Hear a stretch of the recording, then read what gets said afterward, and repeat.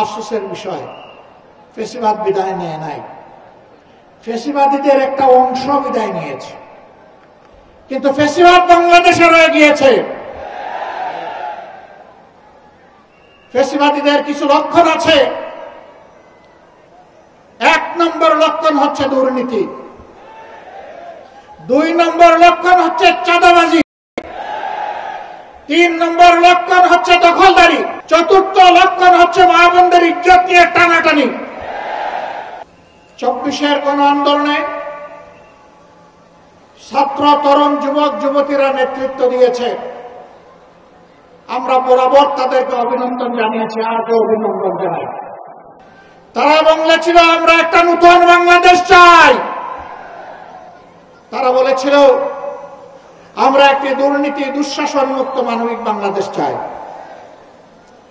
আমাদের ছাত্র যুব সমাজের আকাঙ্ক্ষা ছিল আমরা একটা উন্নত শিক্ষা ব্যবস্থা চাই। শিক্ষা শেষে আমরা আমাদের হাতে কাজ চাই। এই কাজের মাধ্যমে আমরা দেশ গড়তে চাই। কিন্তু আমরা কি দেখতে পাচ্ছি? কেউ কেউ এই পরিবর্তনে খুশি নন। সম্ভবত কারণ এটা পরিবর্তনটা আমার বা তাদের নেতৃত্বে হলো না কেন? নেতৃত্ব তো ভাই আমরা দিয়েছি। স্বৈরাচারের বিরুদ্ধে 15.5 বছর আমরা আন্দোলন করেছি, আমরা জীবন দিয়েছি, আমরা মামলা গলায় নিয়ে জেলে ঢুকেছি, জেল বরণ করেছি, জীবন দিয়েছি, কিন্তু দেশ ছেড়ে আমরা পালাইনি।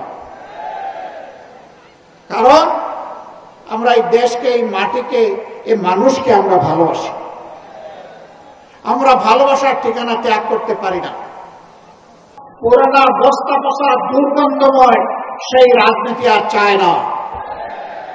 এই রাজনীতির আমূল পরিবর্তন চায়, সংস্কার চায়, নতুন বাংলাদেশ দেখতে চায়। নতুন বাংলাদেশ পুরাতন ফর্মুলায় আর চলবে না ইনশাআল্লাহ। নতুন বাংলাদেশ চলবে নতুন ফর্মুলায়। আর কোন দলের পক্ষপাত দুষ্ট কোন সরকার দেখতে চায় না। জনগণ দেখতে চায় জনগণের সরকার, যেই সরকারের প্রত্যেকটি নিয়োজিত ব্যক্তি নিজের জন্য চিন্তা করার আগে জনগণের স্বার্থ নিয়ে ভাববে। জনগণের স্বার্থ জনগণের হাতে তুলে দেওয়ার পরে জনগণের অংশ হিসাবে সেও তার অংশ ভোগ করবে। যেই সরকারের সময় সমাজের সর্বক্ষেত্রে ন্যায় বিচার প্রতিষ্ঠিত হবে, নারী পুরুষ সকলেই সম্মানের সাথে শান্তিতে এই সমাজে বসবাস করে উন্নয়নের গর্বিত অংশীদার হবে, ভূমিকা রাখবে।